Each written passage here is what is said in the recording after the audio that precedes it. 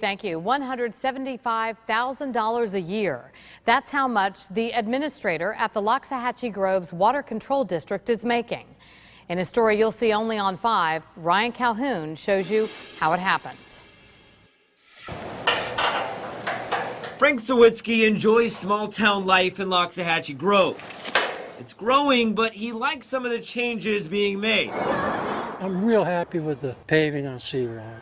The dust is cut 80–90%. He's not so happy with the area's drainage management. It just doesn't seem to flow as efficiently as it should. These type of issues are handled by Loxahatchee Water Control District Administrator Clete Saunier, a man who is paid about $175,000 a year. That's a lot of money for the size of this community.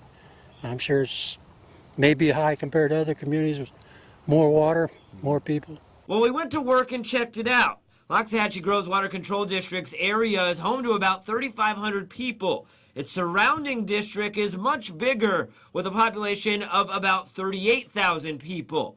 Their Indian Trail Improvement District administrator is paid $158,000 a year. The nearby Seminole Improvement District pays a management company around $120,000 a year. Head up north a little bit to the Jupiter Farms area, and the South Indian River Water Control District, which serves about 7,000 people, pays their manager of operations $91,000 each year. So how did it get this way?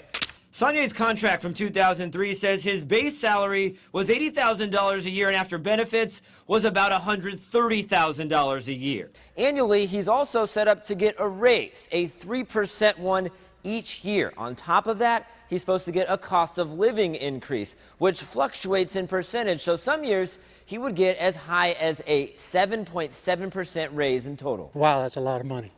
And it may be for the size of this community. To take it from him, no. Maybe hold him back on his wages for another year or two, perhaps. Board Chairman David DeMauro has signed off on Saunier's 2003 contract and each one since. After first agreeing to an interview for this story, DeMauro has later declined.